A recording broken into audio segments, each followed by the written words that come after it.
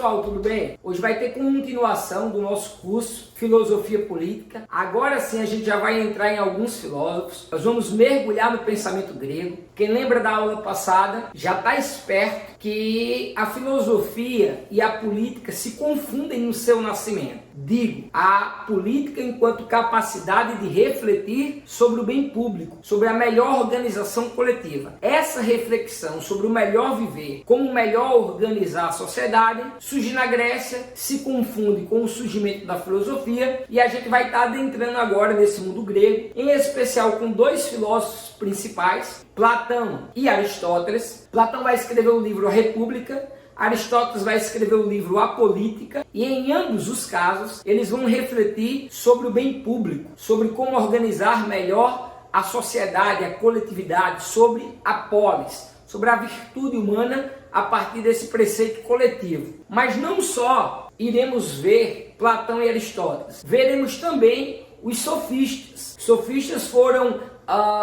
inimigos, digamos assim, foram antagonistas dos filósofos, sobretudo com Sócrates, e ocorrerá que também terão uma perspectiva de política diferente dos discípulos de Sócrates. Digo isso porque Platão foi discípulo de Sócrates, por sua vez Aristóteles foi discípulo de Platão. Esses filósofos discordam um pouco dos sofistas. Então a gente vai ver um pouco o que os sofistas pensam por política, como eles entendem a política, e depois veremos um pouco dos filósofos, em especial, repito, Platão e Aristóteles, beleza? Então vamos lá, continuando o nosso curso de filosofia política, a história do pensamento político ocidental. Nós estamos estudando o transcorrer da política no Ocidente, de como foi pensada a política no Ocidente. Lembra da aula passada? Vocês já sabem, e iniciamos a nossa aula de hoje com o tema Filosofia Política na Antiguidade. Primeira dica, sobretudo para a galerinha que vai fazer vestibular. Falou em filosofia na Antiguidade,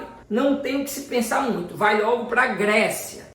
É possível pensar na filosofia romana? Sim, mas ainda é filosofia grega, uma filosofia greco-romana, a partir de algumas correntes filosóficas, como o epicurismo, ceticismo, o cinismo, enfim. Mas, no geral, falou em filosofia na Antiguidade, estamos falando da Grécia. Logo, se vamos discutir política ou como se deu essa reflexão sobre a política no mundo antigo, a gente já vai adentrar no mundo grego, certo? Então, filosofia política na Antiguidade, aqui está uma imagem renascentista de Rafael, um artista italiano. Isso aqui, essa pintura é chamada de Escola de Atenas. No centro está Platão e Aristóteles. Platão fundou uma escola de filosofia que nós chamamos de academia. Depois Aristóteles vai fundar o Liceu. Lembrando, Aristóteles era discípulo de Platão. Então, essa imagem representa muito o que nós iremos discutir nessa aula, que é a política na Antiguidade, que perpassa por esses dois caras que estão no centro, Platão e seu discípulo Aristóteles, refletindo sobre o mundo. Então nós temos aí a filosofia. Vamos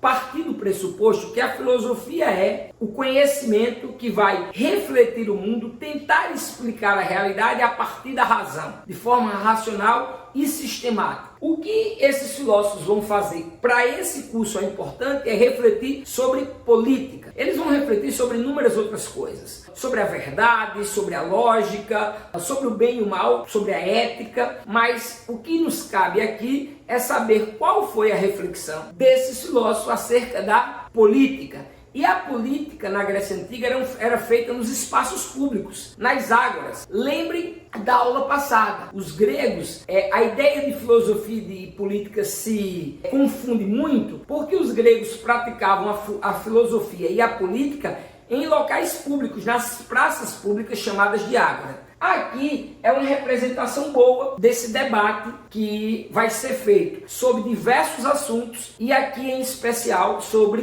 política, que é o que nós queremos saber. O que é que Platão, o que é que Aristóteles pensou sobre política? Como nasceu essa reflexão no mundo grego e como ela chegou até os dias atuais, tal como está, desembarcando em alguns conceitos como neoliberalismo, socialismo, anarquismo, social-democracia, estado de bem-estar social, totalitarismo. Tudo isso nós saberemos no final do curso, mas antes precisamos passar por esses dois gênios da filosofia antiga, que é Platão e Aristóteles, e aí eu trouxe aqui essa pintura de Rafael para poder começar o diálogo com vocês. Então vamos lá. Antes de mais nada, só rapidinho, esse aqui é o Clístenes. Para ver um pouco do Clístenes, eu diria o seguinte, que é importante, sobretudo para você que vai fazer vestibular, pesquisar sobre os principais legisladores gregos, Drácon, Solon e Clístenes. Aqui nós vamos ficar só no Clístenes, porque nós precisamos dele para o advento, o surgimento da democracia grega, que vai impactar no mundo todo. Não necessariamente nós falaremos sobre legisladores gregos, isso fica mais para uma aula de história, que aqui nós vamos focar no pensamento dos filósofos, em especial os que eu já falei, sejam sofistas ou sejam Platão e Aristóteles,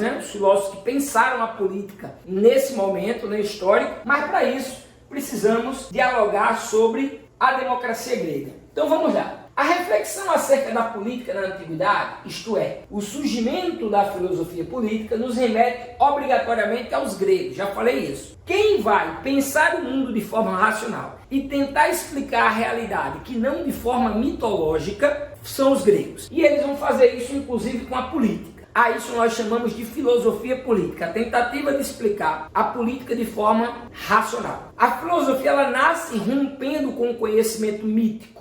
Se você ainda não sabe o que é o conhecimento mítico e a passagem do conhecimento mítico para o conhecimento filosófico, tem uma aula no meu canal do YouTube, O Nascimento da Filosofia, que vocês podem estar conferindo lá e vão aprender bem isso. Tem uma aula anterior a essa que são os conhecimentos. Eu falo do senso comum, do mito, da filosofia e da ciência. Ainda cito o conhecimento artístico, mas de forma muito breve, beleza? Então, se não conseguiu captar isso aqui, vai lá nas aulas anteriores, porque está bem mastigado lá o assunto e você vai poder entender que a filosofia rompe com o conhecimento mítico e tenta explicar as coisas de forma racional. A realidade de forma racional. Acontece com a política. Os gregos vão tentar explicar a política de forma racional, em especial Platão e Aristóteles. Para os gregos, a finalidade da vida política era a justiça na comunidade. Então vejam, política está muito ligado ao ideal de justiça. Tanto que eu falei na aula anterior que esse debate sobre política, a política na Grécia, o surgimento da discussão da política, perpassa muito por uma discussão, inclusive, sobre a virtude humana. Qual é a virtude humana? O que é um homem virtuoso? Porque na Grécia você pensava o indivíduo na vivência coletiva, como parte da sua polis, ou seja, como parte da sociedade. Pouco se tinha desse pensamento individualista,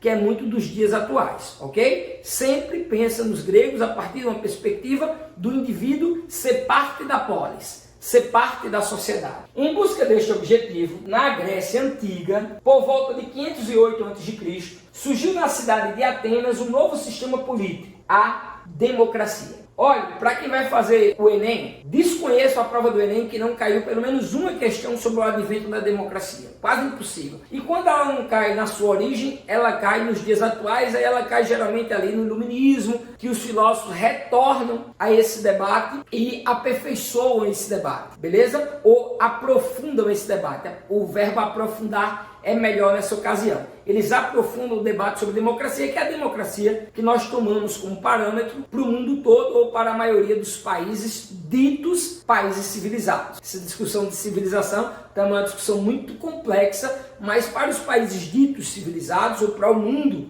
ocidental, essa democracia é o pensamento majoritário, beleza? Ela representava uma alternativa contra a tirania, ok? Então, 3 palavras na igreja. Falou em Grécia Antiga, falou de surgimento da filosofia ou da política, nós estamos falando da cidade de Atenas. Tem 2 grandes cidades no mundo grego, na Grécia Antiga, Atenas e Esparta. Enquanto Esparta era conhecida pelo militarismo, força física, Atenas pela intelectualidade. Surge em Atenas a filosofia, a arte, literatura e a democracia, ok? Vamos continuar. O cidadão ateniense Clístenes propôs algumas mudanças que concediam aos cidadãos gregos o direito ao voto nas assembleias regulares, que tratavam das demandas e dos assuntos públicos. Assim surgia a democracia, experiência política mais imitada e copiada em todo o mundo. Quase todos os países vivem segundo o regime democrático, ou, ao menos, dizem viver sob uma democracia, ok? E um dos responsáveis por esse surgimento da democracia grega foi Clístenes. não esquece de dar uma conferida nos legisladores, Drácon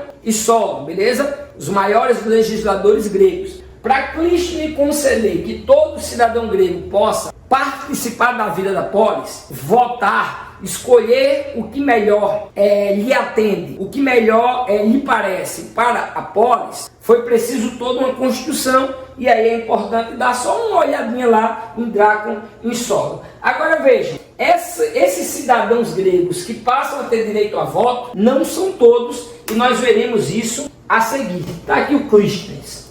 Partimos agora para a concepção política nos sofistas. Lembremos que os sofistas são inimigos dos filósofos. Isso decorre lá de Sócrates. Sócrates achava que os sofistas, eles vendiam o conhecimento, eles não estavam preocupados com a verdade. Quem são os sofistas? São professores viajantes que ensinavam, sobretudo, aos jovens gregos a arte da oratória e da retórica. Falar bem em público e convencer as pessoas. Logo, para os sofistas, a verdade depende da força do argumento. A verdade é a capacidade que eu tenho de argumentar determinada situação ou coisa e as pessoas acreditarem naquilo. Ora, isso é a verdade. Eles não têm uma preocupação com a origem da verdade, por exemplo, como defendia Sócrates e como os filósofos tinham. Beleza? Bom, continuando a nossa aula, a gente já vai agora adentrar nos filósofos propriamente dito e vamos ver Platão. Qual a concepção política de Platão? Vamos ver agora. Bom, Platão foi discípulo de Sócrates e teve uma profunda decepção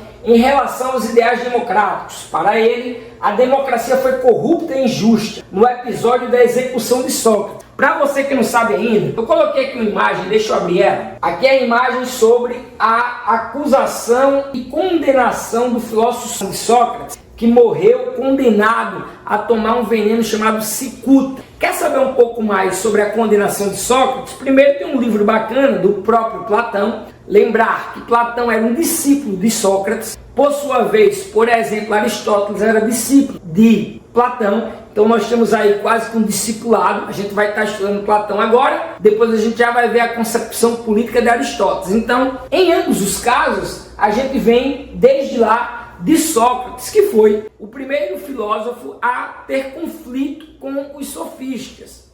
Falei antes e repito agora. Para entender um pouco mais sobre o episódio da condenação de Sócrates, é importante que vocês possam ir no meu canal do YouTube. Tem lá uma aula toda sobre o nascimento da filosofia, sobre a filosofia de Sócrates e sobre o julgamento de Sócrates. O Sócrates vai ser acusado basicamente de três coisas: corromper a juventude, descrença nas leis gregas e descrença nos deuses. O que é uma grande falácia. O Sócrates, por exemplo, antes de morrer, lá no livro de Platão, a Apologia de Sócrates, onde ele conta tintim por tintim como se deu a condenação de Sócrates, o Sócrates pede para que mate um galo em homenagem a Apolo, porque ele estava em dívida com Deus. Ou seja, mostra que Sócrates acreditava e respeitava nos deuses gregos. Esse lance de corromper a juventude, esse lance de se rebelar contra as leis gregas é uma grande farsa. O que o Sócrates fazia era ir para as praças públicas debater filosofia, fazer as pessoas pensarem com suas provocações filosóficas. Sócrates nunca escreveu nada, tudo que nós sabemos de Sócrates foi basicamente escrito por Platão.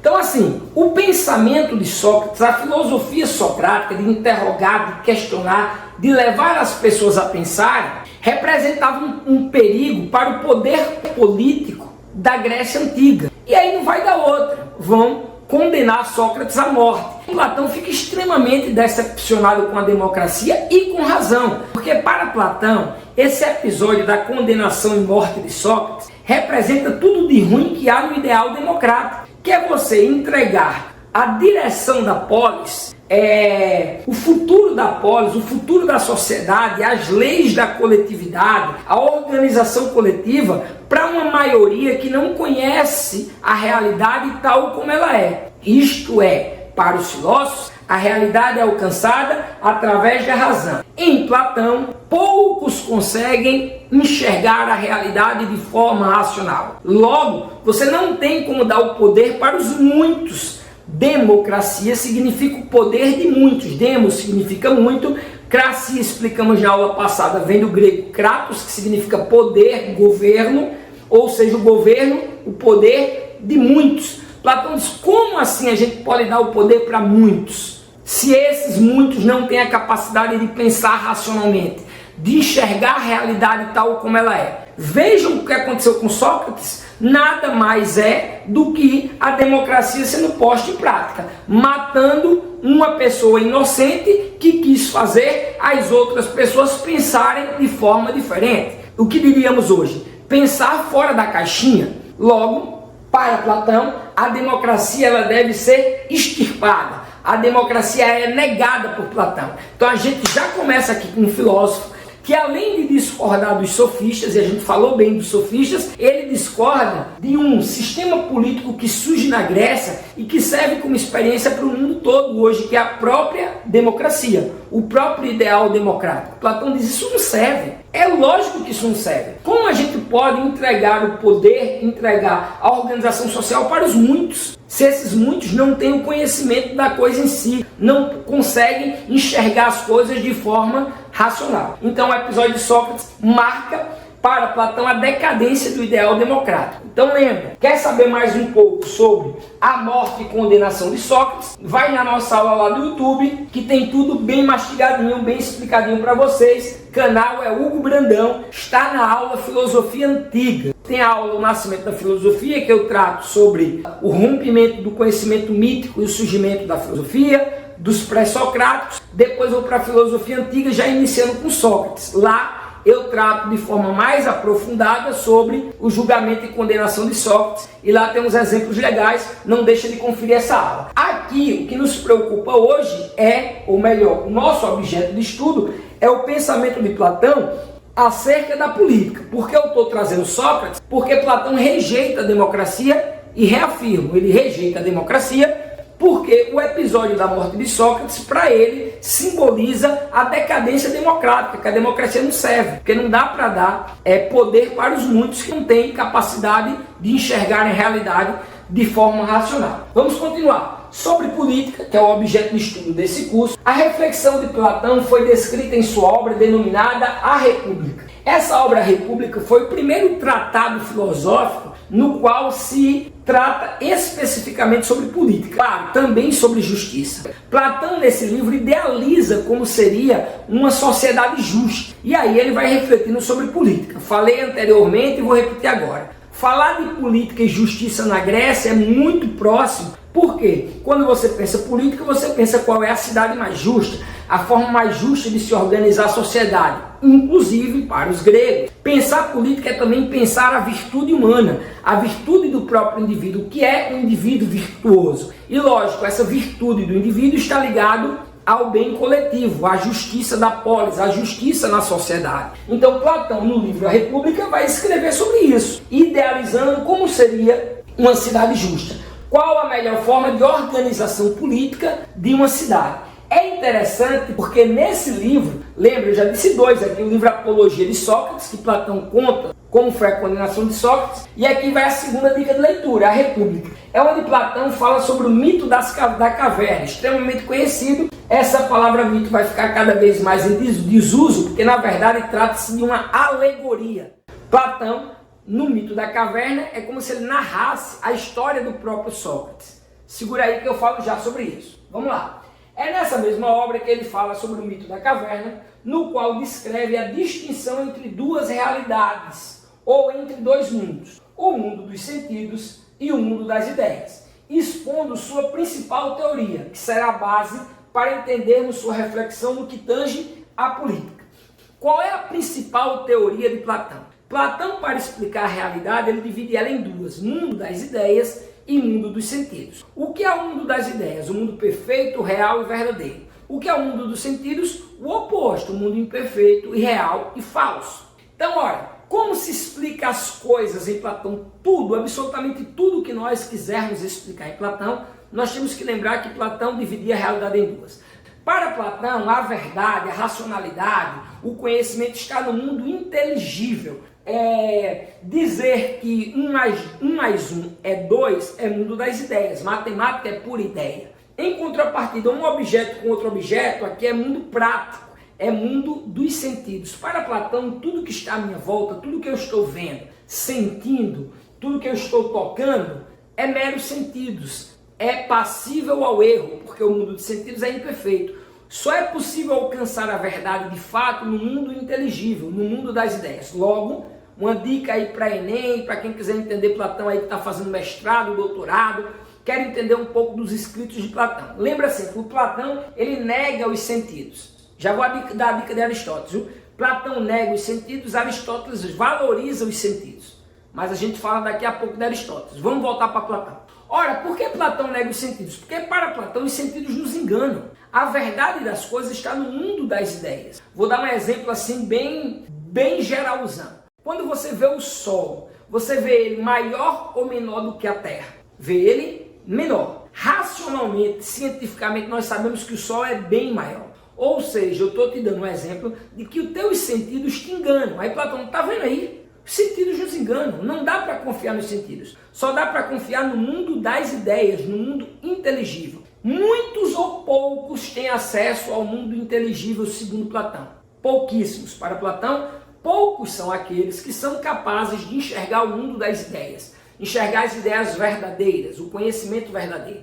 A maioria vive no mundo das sombras, só consegue enxergar o que está aparente aos seus sentidos, ok? Vamos falar um pouquinho da alegoria da caverna, ou popularmente conhecido como mito da caverna. Vou explicar de forma muito breve, porque nós estamos aqui estudando a política em Platão e, logicamente, que o mito das cavernas e essa realidade duplicada de Platão é para um assunto de uma aula só sobre Platão. Já convido você a estar indo lá no nosso canal e assistir a aula sobre Platão, que eu vou aprofundar mais esse tema lá. Aqui o tema é só política e eu só vou falar para embasar o que Platão falou dessa cidade idealizada, dessa sociedade idealizada por ele no livro A República, no qual ele defende a sua concepção política. Então vamos lá.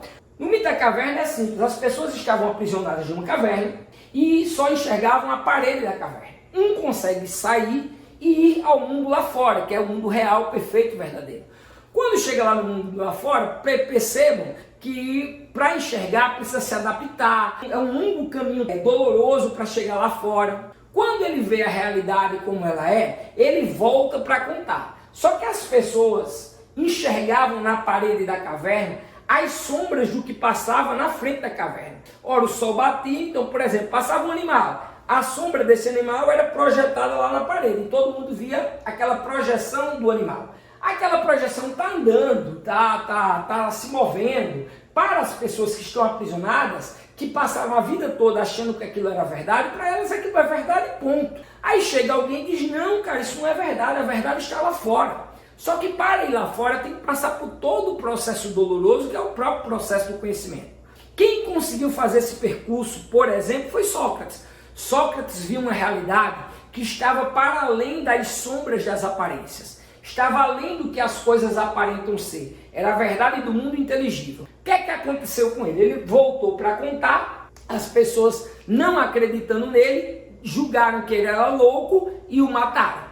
Assim aconteceu com o julgamento de Sócrates. Então Platão usa o mito da caverna para contar um pouco de Sócrates e para explicar em síntese, em resumo, que as pessoas conseguem enxergar o que as coisas aparentam ser, só conseguem ver a aparência das coisas, ou seja, estão na realidade do mundo sensível, confiam plenamente nos seus sentidos. Não conseguem passar da barreira das aparências e ver o mundo inteligível, tal como ele é, o mundo racional. Poucos conseguem fazer isso. E os que conseguem, veremos daqui a pouco, são os que devem governar a polis, devem governar a sociedade, porque conseguem enxergar a realidade tal qual a realidade é no mundo inteligível.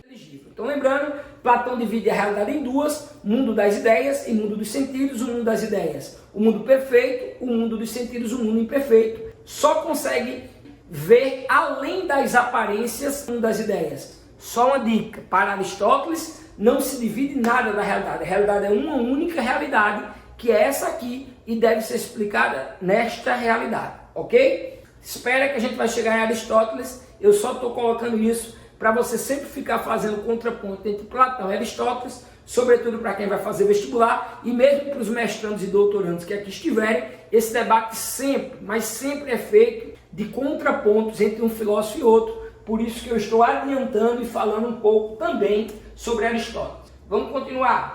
Bom, ainda em Platão, aqui a gente vai ler um pouco mais rápido, que nos fornece muito pouca informação para o que nós queremos de fato, que é ver a concepção política de Platão, mas é importante pelo menos a gente dar um relevozinho. Para Platão, os indivíduos e a polis possuem a mesma estrutura. A humanidade tem 3 almas ou 3 princípios de atividade. E assim como a humanidade, a polis também possui uma estrutura tripartite, formada por 3 camadas sociais. Platão acha que tanto a polis tem 3 camadas, quanto o indivíduo, o ser humano. Cuidado com essa ideia de alma de Platão, porque a ideia de alma de Platão nada tem a ver com a ideia de espírito que nós temos na contemporaneidade. São coisas bem distintas. A alma aqui em Platão está falando da própria essência do ser humano, beleza? Então vamos ver quais são essas perspectivas de almas em Platão. As 3 almas dos seres humanos é a alma concupiscente ou desejante, aquela do desejo, a alma irascível ou cólerica e a alma racional ou intelectual. Essas duas aqui a gente vai falar muito pouco. Por quê? Isso aqui é o que está ligado aos sentidos, segundo Platão, o desejo, as vontades. A alma racional e intelectual é aquela que consegue sair do mundo dos sentidos e ir para o mundo das ideias, para o mundo do conhecimento verdadeiro e puro, ok? Assim também vai se dar na polis, na cidade-estado ou na sociedade idealizada por Platão.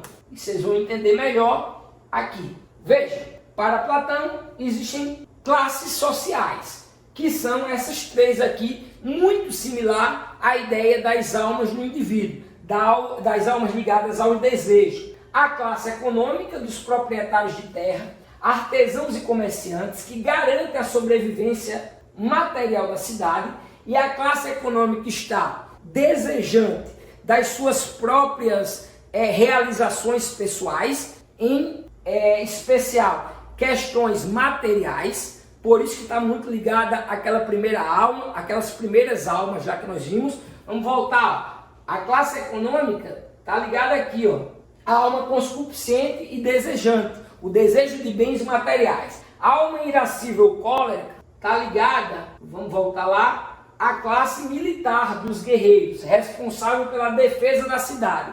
E esses desejam o quê? Esses vivem também por desejos individuais de honra e de glória.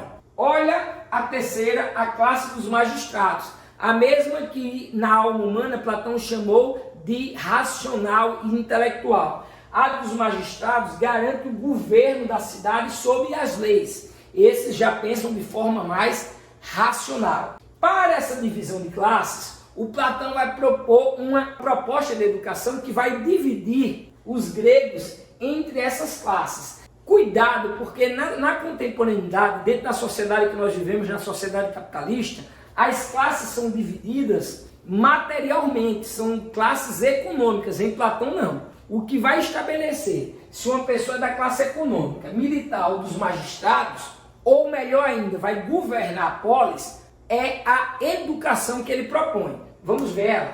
Ó, Platão aponta a educação dos cidadãos como a forma para alcançarmos o que ele denominou de cidade justa. Aquela idealização que ele fez de uma sociedade justa, de uma polis justa. A sociedade deve ter, segundo Platão, o compromisso com a educação das crianças.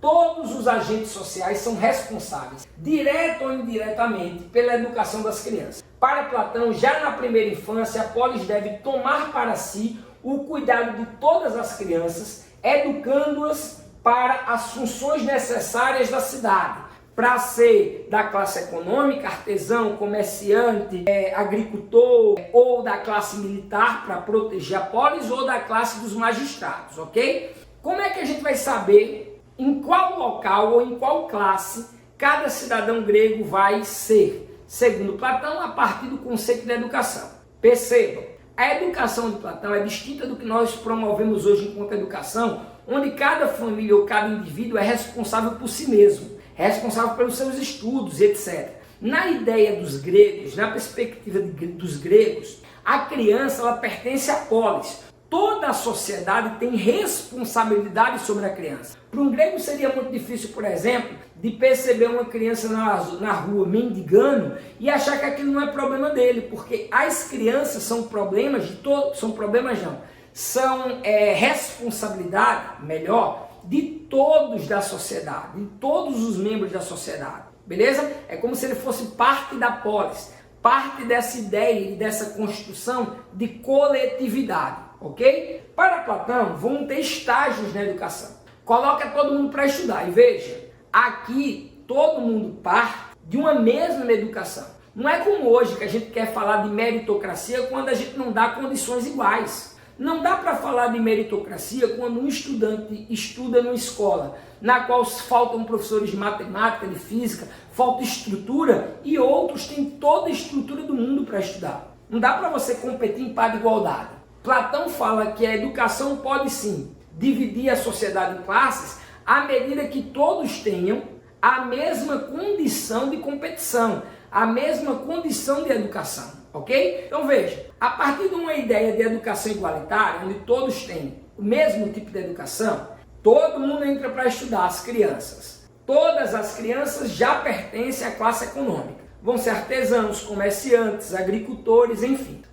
As crianças que tiverem mais desenvoltura na educação passam para o próximo estágio e já conseguem chegar à fase dos militares, beleza? Que são responsáveis pela defesa da polis, pela defesa da cidade-estado, pela defesa dessa cidade idealizada por Platão. Se mostrarem desenvoltura na juventude, passam para uma terceira fase, que aí seriam a dos magistrados, já conseguem observar a realidade de forma mais intelectualizada.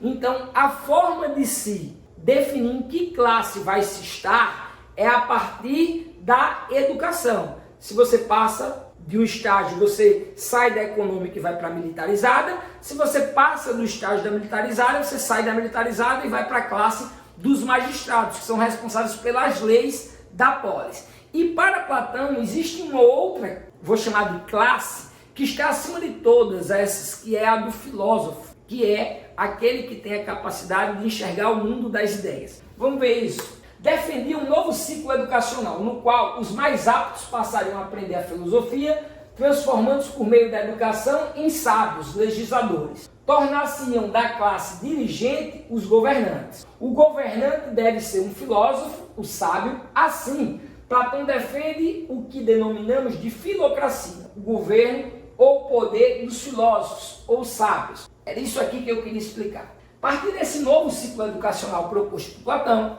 que eu já expliquei anteriormente, nós conseguiremos destacar da sociedade o que Platão chamou de sábio ou filósofo. Cuidado, porque na Grécia Antiga o conhecimento mais evoluído que tinha era o conhecimento filosófico. A ciência propriamente dita, como nós temos hoje, a ciência moderna, não existia naquela época. Então todo aquele que conseguia enxergar a realidade de forma racional já era considerado um filósofo ou um sábio. E para Platão, os sábios deveriam governar. Os filósofos deveriam governar porque eles conseguem ver a realidade tal qual ela é. Eles conseguem acessar o mundo das ideias. Lembram? Mundo das ideias e mundo dos sentidos. Logo, eles sabem o que é o melhor para todos. Por isso que Platão rejeitava a democracia. Porque a maioria só consegue enxergar o mundo dos sentidos. Como é que eles vão governar se eles sequer conseguem perceber a realidade tal qual ela é? Eles sequer conseguem escolher o que é melhor para si mesmos. Quem deve escolher o que é melhor não é a classe econômica também, porque quer bens materiais. Não pode ser a classe militar porque está querendo honra. Não pode ser só a classe dos magistrados, porque esses são responsáveis pela lei. Tem que ser os filósofos, aqueles que conseguem enxergar a realidade tal como ela é no mundo das ideias. Daí nós temos a filocracia, cracia do grego kratos, que significa poder, governo, e filo de filósofo, o poder dos filósofos, ou o poder dos sábios. Para Platão, quem devia governar eram os filósofos, beleza? Vamos ver uma síntese do que Platão escreveu no livro A República, uma síntese do pensamento político de Platão. A cidade justa, idealizada por Platão, é governada pelos filósofos, filocracia, administrada por cientistas, ou aqueles que chegaram no magistrado. Cientistas aqui não entendem a ciência na concepção moderna que nós temos de ciência. Ciência na Grécia era outra, era a ideia dos sábios, aqueles que conseguiram progredir na educação proposta por Platão, administrada pelos cientistas, protegida pelos militares e sustentadas pelos produtores, que estão na classe econômica. Cada classe realizaria sua função para o bem da polis, para o bem da sociedade, racionalmente dirigida pelos filósofos, que são aqueles que têm a capacidade de alcançar, de ultrapassar a barreira das experiências ou das aparências e alcançar o mundo das ideias, conseguem saber o que é o melhor para a sociedade e assim organizá-la da forma mais justa, ok? Essa é a perspectiva, a concepção política do filósofo Platão. Ao contrário da cidade ideal, que foi o que a gente leu agora, que é uma cidade justa, Platão defendia que a cidade injusta, ou seja, a cidade oposta à cidade justa, é aquela em que o governo está nas mãos dos proprietários, que não pensam no bem comum da polis. Ou seja, sempre que eu falar polis, enxerguem sociedade, que aqui a gente está no mundo grego, sociedade era polis. Então os proprietários não pensavam no bem da polis e defendem somente seus interesses econômicos particulares. Ou nas mãos dos militares, falei isso também, que submetem a cidade a guerras, para satisfazer os seus desejos particulares de honra e glória. Falamos sobre. Para Platão, só os filósofos, a filocracia, os filósofos no poder, têm o interesse do bem comum da sociedade. E só estes podem governá-la, com a devida justiça e pensando sempre no bem de todos. Logo, no seu livro A República, Platão defende, enquanto sociedade idealizada, que quem deve governar são os sábios, são os filósofos, a filocracia. Bom, dica, nós falamos que na democracia grega excluíam tanto as mulheres quanto os escravos estrangeiros, só que na cidade idealizada por Platão, ele não excluía as mulheres da política, inclusive ele fazia uma grande crítica a democracia, tanto por conta do episódio da morte de Sócrates, que eu já falei, que não tem como a maioria governar, porque a maioria não alcança o mundo das ideias, como ele também criticava as mulheres não poderem participar da vida pública, ou melhor, as mulheres não poderem participar das decisões políticas da polis, ok? Essa é uma dica que fica em Platão. Vai para Aristóteles, concepção política em Aristóteles. Como já falei, Aristóteles é discípulo de Platão, mas ele vai romper com seu mestre em praticamente tudo. Se for falar sobre arte, se for falar sobre justiça, sobre ética, Aristóteles vai ter um posicionamento diferente do seu mestre. Aristóteles, em muitos dos casos, vai para além de Platão. E na política não vai ser diferente. Enquanto a teoria geral de Platão é aquela que ele divide a realidade em duas, mundo dos sentidos e mundo das ideias, Aristóteles vai dizer, ó, nada disso. A realidade é uma só, é essa que está aqui. Não tem nada de mundo das ideias e mundo dos sentidos. Aristóteles, diferentemente de Platão, ele valoriza o mundo sensível, ele valoriza os sentidos, mas ele cria toda uma construção teórica para poder explicar essa perspectiva de valorização dos sentidos. Por isso, eu convido vocês aí no nosso canal do YouTube assistir a aula sobre Aristóteles. Lá eu explico mais detalhadamente, mais profundamente esse filósofo grego, ok? Mas aqui a gente está preocupado sobre entender, compreender qual a posição política de Aristóteles e qual a diferença entre Aristóteles e seu mestre Platão. Vejamos, se Platão defendia a filocracia, os filósofos no poder, Aristóteles não. Para ele, tanto faz a forma de governo, como veremos daqui a pouco. Mas antes de mais nada, vamos dar uma olhada. Aristóteles, como já falei, foi discípulo de Platão e defendia o mundo sensível, afastando-se diretamente de seu mestre e, consequentemente, também do que esse defendia em relação à política, que é o que nos interessa aqui e é onde a gente vai mergulhar. O pensamento político de Aristóteles Não dá para discutir tudo de Aristóteles, porque Aristóteles discutiu muitas coisas. Aqui nós vamos focar na sua concepção acerca da política. O Aristóteles escreveu o livro A Política, onde ele descreve, qual seria a melhor forma de organização social, de justiça coletiva. Lembrando sempre, repetindo muito, o ideal de política e o ideal de justiça nos gregos, na antiguidade, estava inerente um ao outro. Em Aristóteles isso vai ficar muito evidente. Embora eles discordassem dos sofistas, de certo modo convergissem em determinados pontos, tiveram propostas diferentes sobre política. Lembrando, os filósofos de uma forma geral discordavam dos sofistas. Isso vem desde Sócrates. Aí Platão, discípulo de Sócrates, Aristóteles, discípulo de Platão, todos eles se distanciavam daquela perspectiva dos sofistas, sobretudo na política, que é o nosso tema desse curso, que a política é uma convenção humana e etc. Para os filósofos não, a política faz parte da natureza humana, em especial em Aristóteles. Só que, mesmo eles discordando dos sofistas, eles também discordavam entre si. Se para Platão quem deveria governar era o filósofo, o rei sábio, a filocracia, Aristóteles vai dizer que não. Tanto faz a forma de governo, como nós veremos a seguir. Aristóteles dá uma nova concepção de política diferente da do seu mestre.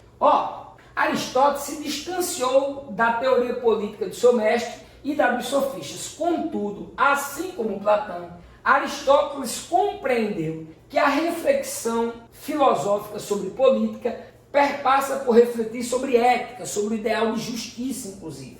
Uma vez que uma é inerente à outra. Em Aristóteles fica muito evidente. Não dá para se discutir política sem discutir ética, sem discutir a virtude humana, a justiça. Porque o objetivo da política é buscar uma sociedade harmoniosa, uma sociedade justa. E essa justiça é alcançada através da organização da polis, que é a política. Ok? Vamos continuar em Aristóteles. Segundo Aristóteles, para definir o que é justiça, precisamos diferenciar dois tipos de bens, os partilháveis e os participáveis, poder político. Bem como também existem dois tipos de justiça na cidade, na polis, na sociedade.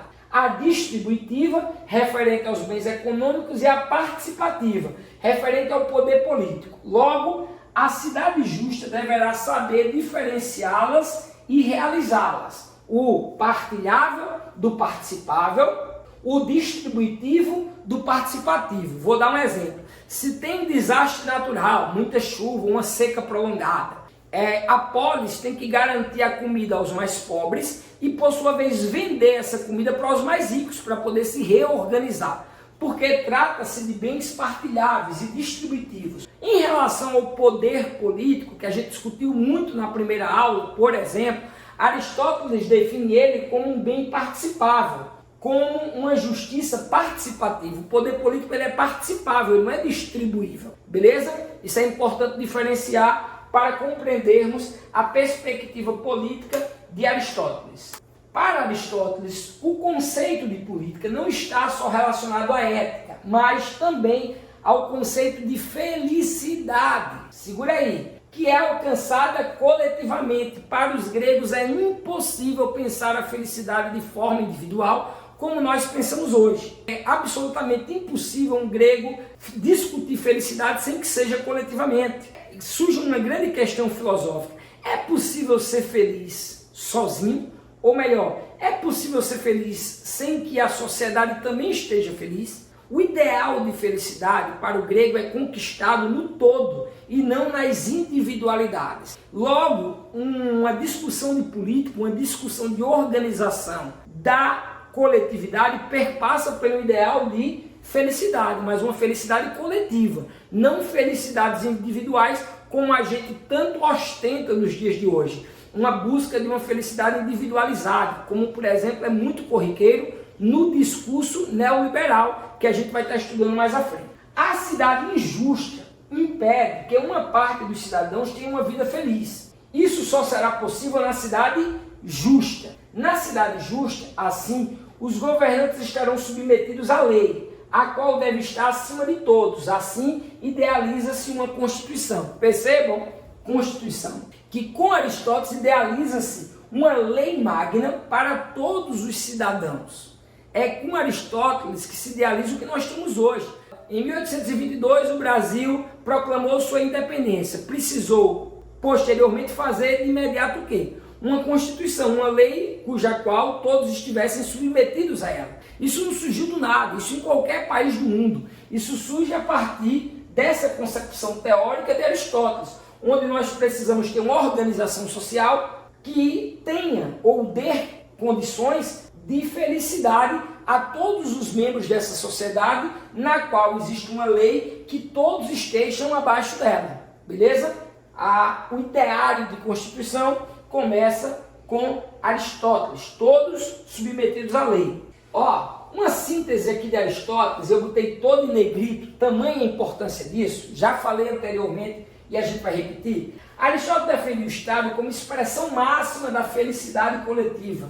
E para ele, tanto faz a forma de governo ser monárquica, aristocrática ou democrática, desde que não estejam acima da lei e não se degenerem, tornando-se corruptíveis, como, por exemplo, a tirania, oligarquia e demagogia. O que é que Aristóteles quer dizer aqui? Aristóteles diz o seguinte: primeiro perceba, a ideia do Estado é a expressão máxima de felicidade, porque a organização da polis, ou a organização da sociedade, essa concepção política deve, como falei anteriormente, promover a felicidade de todos, buscar a justiça social, buscar o bem comum, ok? Tanto Platão quanto Aristóteles buscavam na organização política da polis, ou da sociedade, o bem comum. Para Platão, o bem comum é alcançado através dos filósofos do poder, porque esses alcançam o mundo inteligível e sabem o que é melhor para toda a sociedade. Platão